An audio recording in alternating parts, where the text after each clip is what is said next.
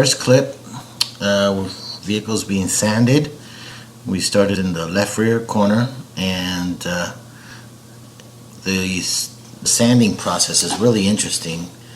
The sander removes all the old paint, brings it down to a smooth surface, which enables the new paint to glide on easily.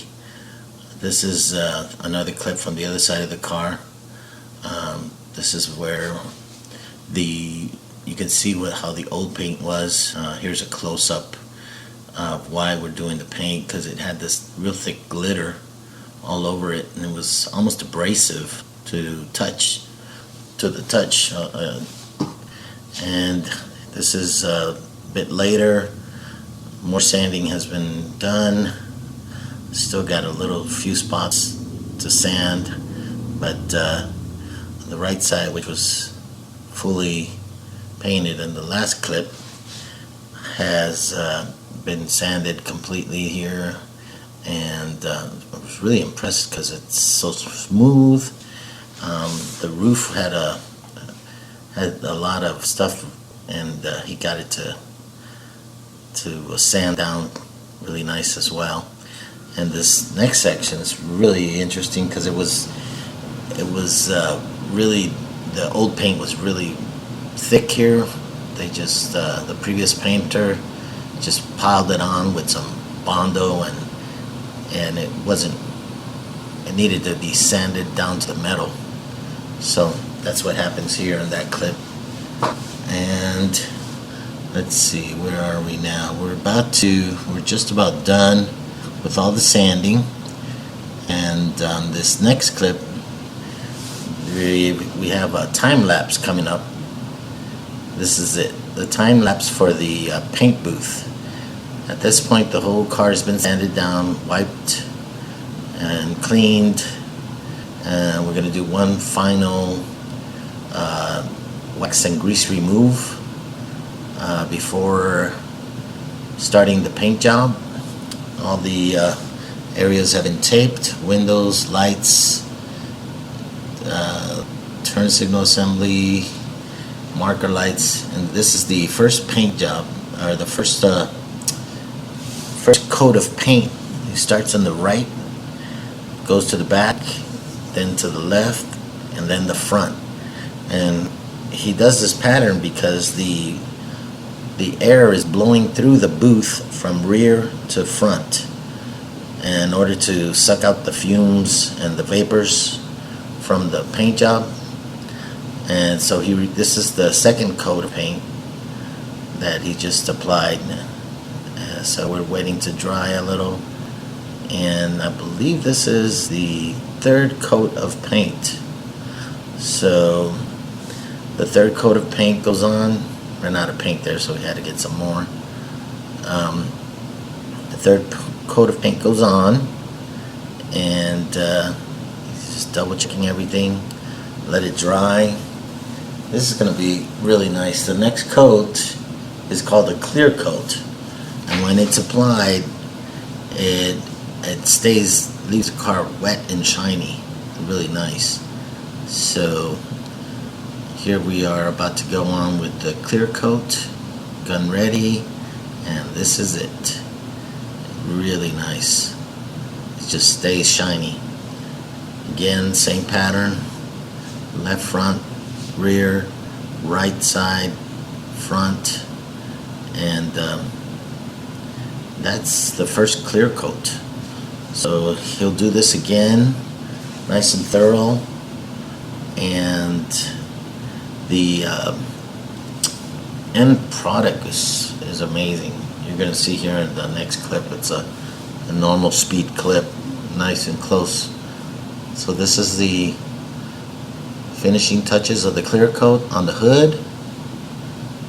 Very distinguished hood of the Camaro IROC Z. So that's that. The paint job is complete. I'm going to let it sit overnight.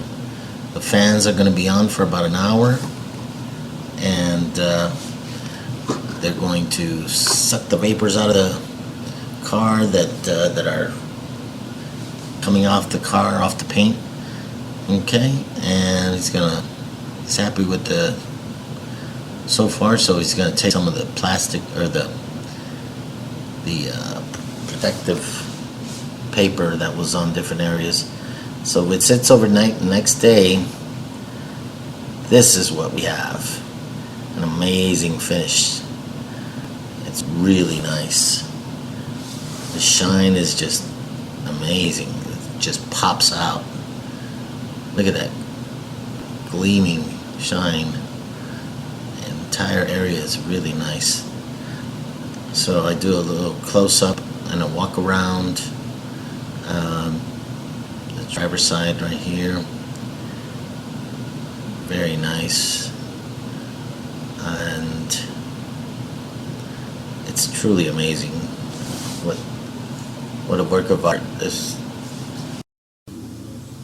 Incidentally, I had sound with the initial video, but I'm having to redo it because there was background noise and I had to redo it. So I'm figuring this out as I go, editing clips and putting them together the best I can. So hope you like them, guys. The next clip we're about to start is the introduction to I've been using for a while. It's the first clip. Basically, we're going to do the stripes and letters coming up here. So this is really exciting. It's a hyperlapse, so I'm using this rollaway chair, but it's not going to work because I'm too high up. So get on the ground and I start again.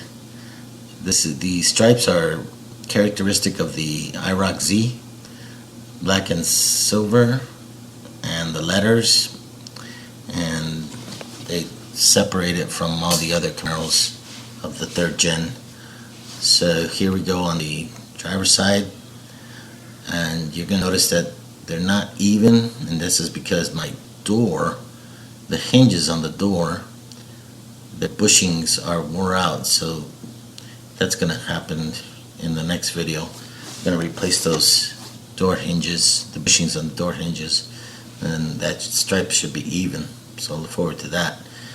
We're back in the rear now, and my son's helping me now, so we're going to have to cut it there because it won't bend. The angle won't bend. And so that's the rear complete. Now we're going to do the passenger side, and the letters are about to go on, so we should get a nice close-up of the letters here in a minute. And so I looked it up online, the proper measurements, and some IROCs have their letters towards the front of the door. I believe that's from 85 to, excuse my son, he thought it was funny to put his butt on the camera. Okay, so some IROCs have the letters on the front of the door. That's 85 through 87. And this from 88 through 89 or 88 on up. I don't know how many other years they did it, but 88 on up, they did it towards the back of the door. That was the distinguishing factor of the letters on the doors. Oh, the stripes. So this is a little walk around of the silver and black finished job of the stripes and the lettering, the badging for the IROC Z, International Race of Champions. Okay, so this clip is almost done. A little more walking around, and really happy with the end product. So on this next clip, we're going to do some. I'm going to try to polish these wheels. It's really hard. There's a clear film on there, and they had that film was broken from chips and scraping, and then water gets under there and it begins to corrode the aluminum, so they look really bad, and let's try to make them new here. So I put some stripper on it's like paint stripper on the film, on the clear coat, got rid of the clear coat, and then I started buffing it with different chemicals, different I believe the maker is Zephyr, and so you spin it and it looks, the end product is really nice. So that's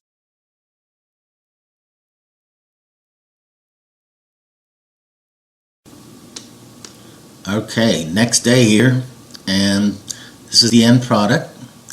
That's the right front tire. This is the passenger rear, and as you can see, there's a nice even shine. The colors look good. There's two things that are happening here. The inner walls are painted, and the outside is polished, cut nicely all the way around, as you can see. And this is the last tire, the front driver's side. All the same, all good, really nice, very difficult. So while I'd like to take credit for this, I need to be honest, I could not get these wheels to look the same all the way around. It was a very difficult process. So I did some research and contacted a company called Wheels America in shirts. The guy's name is Thomas, and he made me a really good offer, very reasonable. And the process is basically they'll take the tire off and they'll take the valve stem off, completely strip the tire of all any balance magnets on there, and they'll dip it in acid, and that removes all contamination, leaves it down to the bare metal, and they'll start painting all these little sections everywhere, and these sections are really hard to get to, but they do it somehow. I don't know, it's a secret. And then they'll laser cut the other surfaces all the way around, and the end product is really nice. They also dip it in a protective clear coat, like plastic, to protect them for the rest hopefully for the rest of the time I keep this car. So that's that. Pretty nice. Wheels America, Shirts, Texas. Okay, next clip here. I just want to say hold on. The difference here is that I did my own editing. The first two were someone else, and due to COVID, we can't communicate in person, and it's really hard to get all the details in. I want to thank two other people that helped me with to get me started at this, to get to this level. Ben, who helped me learn how to program or edit. Apparently he's been doing it since he was in 9th grade. Little smart guy, huh? And Josh, he helped me set up the peripherals, connect them all together with the laptop, which is really helpful in the editing process. So hopefully I'll get more videos out faster this way, doing everything myself. And hope you liked that last video. So that's it for now, and see you soon.